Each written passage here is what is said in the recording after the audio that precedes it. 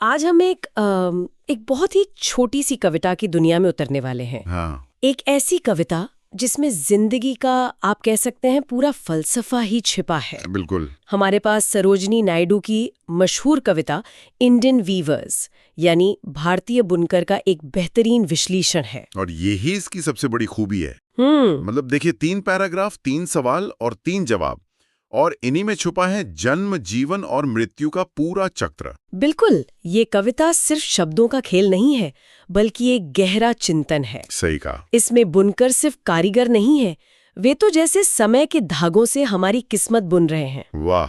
तो आज हम इसी बुनावट के हर धागे को समझने की कोशिश करेंगे। जी।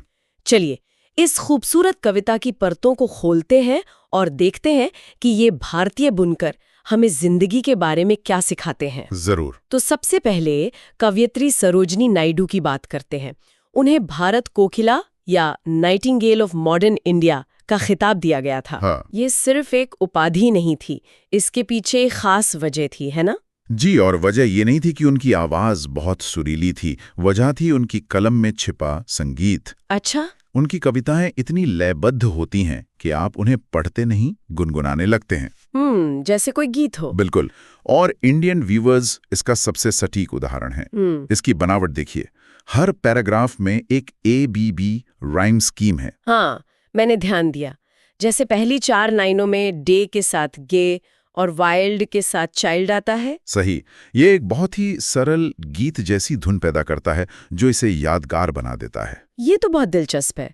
मतलब संगीत सिर्फ शब्दों के चुनाव में नहीं, बल्कि पूरी संरचना में ही बुना हुआ है। एकदम। और कविता का जो फॉर्मेट है वो भी बड़ा अनोखा है।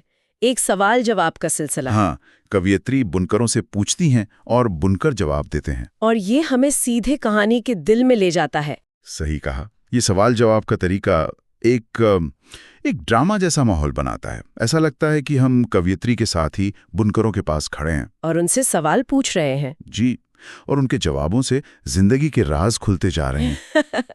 तो चलिए पहले राज से पर्दा उठाते हैं। कविता की शुरुआत सुबह के एक बहुत ही खूबसूरत जिक्र से होती है। Weavers weaving at break of day. यहाँ नीले रंग और एक नए जन्मे बच्चे के कपड़ों का जिक्र है। इन दोनों में सबसे मजबूत कनेक्शन क्या लगता है? यहाँ हर शब्द, मतलब हर एक शब्द सोच समझकर चुना गया है। अच्छा। ब्रेक ऑफ डे यानी भूर का समय, जो अपने आप में एक नई शुरुआत का प्रतीक है। बिल्कुल, एक नई सुबह। और कपड़े का रंग blue as the wing of a halcyon wild. Halcyon एक पौराणिक पक्षी है जो शांति और खुशी का प्रतीक माना जाता है। तो उसका नीला रंग? उसका नीला रंग आसमान की तरह साफ, उम्मीदों से भरा और जीवंत होता है। तो ये रंग सीधे सीधे उस खुशी और मासूमियत से जुड़ता है जो एक नए जीवन के आने पर महसूस होती है। हाँ, और बुनकर भी तो यही कहते हैं, we weave the robes of a new born child. और बस यहीं पर सारी कड़ियां जुड़ जाती हैं। सुबह का ताजा ऊर्जा से भरा समय, वो जिंदगी के शुरुआत यानी जन्म से जुड़ गया। बिल्कुल। एक नवजात शिशु भी तो ऐसा ही होता है ना, मासूम, खुश और दुनिया के उतार चढ़ाव से अनजान। ये जीवन का वो चरण है जहां सिर्फ उम्मीद और संभावनाएं होती हैं, कोई बोझ नहीं होता। सही कहा। तो जिंदगी की सुबह तो बहुत मासूम और उम्मीदों से भरी है, लेकिन सुबह हमेशा तो नहीं रहती, दिन ढलता भी है। हाँ, और कविता में भी शाम हो रही है। कवयित्री का अगला सवाल इसी बदलते वक्त से जुड़ा है। बिल्कुल। अब हम दिन के दूसरे पहर में पहुंचते हैं। फॉल ऑफ नाइट यानी शाम का वक्त, जब दिन खत्म हो रहा है और रात शुरू होने वाली है। ये जीवन के दूसरे चरण मतलब वयस्कता का प्रतीक है। एकदम, एडल्टहुड का। ये वो समय है जब मासूमियत पीछे छूट जाती है और जिम्मेदारियां सामने आ जाती हैं। और यहाँ रंगों में भी एक बड़ा बदलाव है। अब कपड़ा नीला नहीं है। जी। कवयित्री कहती है, what do you weave so bright, और बुनकर बताते हैं कि कपड़ा like the plumes of a peacock, purple and green है। मोर के पंखों जैसे बैंगनी और हरे रंग। हाँ, ये रंग तो बहुत जीवंत और आकर्षक हैं। आकर्षक भी हैं और जटिल भी। जटिल कैसे? देखिए, मोर के पंख सिर्फ खूबसूरत नहीं होते, उनमें कई रंग एक साथ होते हैं जो अलग अलग रोशनी में अलग अलग दिखते हैं। हाँ, ये बात तो है। बैंगनी और हरा रंग जुनून, समृद्धि और जीवन के अनुभवों को दर्शाते हैं, ये रंग जिंदगी के उतार चढ़ाव यानी सुख और दुख दोनों का प्रतीक है। मतलब वयस्कता का जीवन ऐसा ही तो होता है। हाँ, रंगीन, व्यस्त, खुशियों और चुनौतियों से भरा हुआ। और ये कपड़ा बुना जा रहा है for the marriage veils of a queen, एक रानी की शादी के घूंघट के लिए। ये भी अपने आप में एक बड़ा प्रतीक है।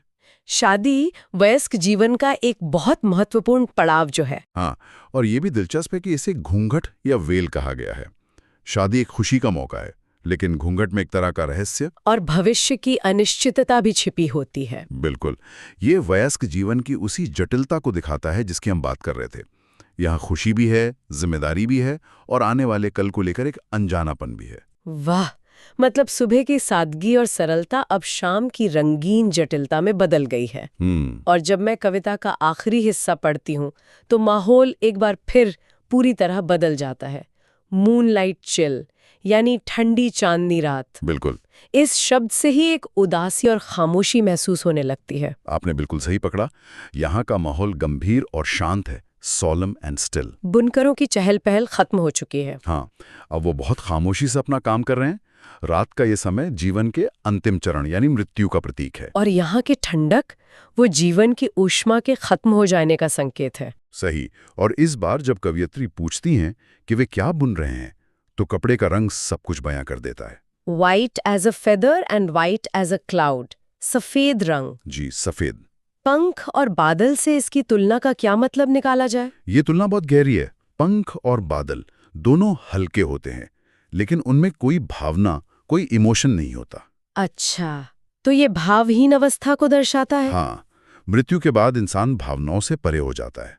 साथ ही सफेद रंग शांति का भी प्रतीक है और कई संस्कृतियों में इसे पवित्रता और अंत से भी जोड़ा जाता है। यह जीवन के सभी रंगों के खत्म हो जाने का रंग है। बिल्कुल, और बुनकरों का जवाब इस खामोशी को और गहरा कर देता है। वे कहते हैं, We weave a dead man's funeral shroud. हम एक मृत व्यक्ति के अंतिम संस्कार के लिए कफन बुन रहे हैं। और इसीलिए वे इतने शांत और दुखी हैं? एकदम।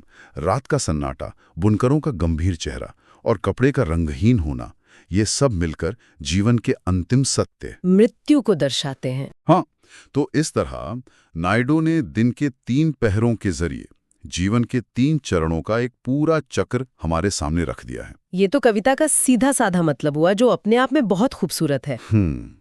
लेकिन मुझे एक बात और सोचने पर मजबूर कर रही है।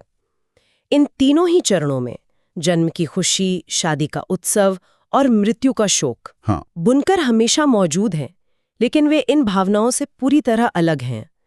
वे खुश नहीं हैं, दुखी नहीं हैं, वे बस अपना काम कर रहे हैं। ये एक बहुत ही महत्वपूर्ण नुक्ता है। शांत और स्थिर। और यहीं पर कविता का असली फलसफा छिपा है।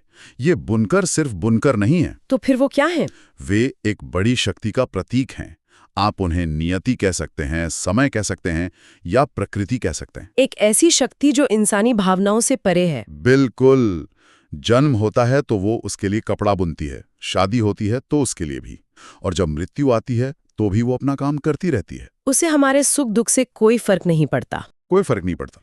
मतलब जैसे घड़ी की सुइयां चलती रहती हैं, चाहे हमारे जीवन में कुछ भी हो रहा हो, वैसे ही ये बुनकर अपना करघा चलाते रहते हैं। एकदम सही।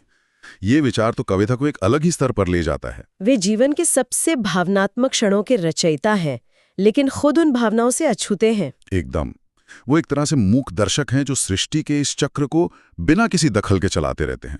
और यही बात इस कविता को सिर्फ एक साहित्यिक रचना से उठाकर एक दार्शनिक रचना बना देती है कि जीवन का ये चक्र चलता रहेगा और हम सब इस बड़ी बुनावट का सिर्फ एक छोटा सा हिस्सा है। जी। तो इस पूरी चर्चा को अगर समेटें तो इंडियन वीवर्स सिर्फ एक कविता नहीं है, ये जीवन का एक रूपक है। हाँ, एक मेटाफॉर। ये हमें बताती है कि कैसे जन्म की नीली उम्मीदों से शुरू होकर जिंदगी व्यस्तता के बैंगनी हरे उतार चढ़ाव से गुजरती है और अंत में मृत्यु की सफेद शांति में विलीन हो जाती है। और इस पूरी यात्रा के साक्षी हैं वो बुनकर, जो बिना रुके, बिना थके, समय के धागों से हमारे जीवन के हर अवसर के लिए वस्त्र तैयार करते रहते हैं।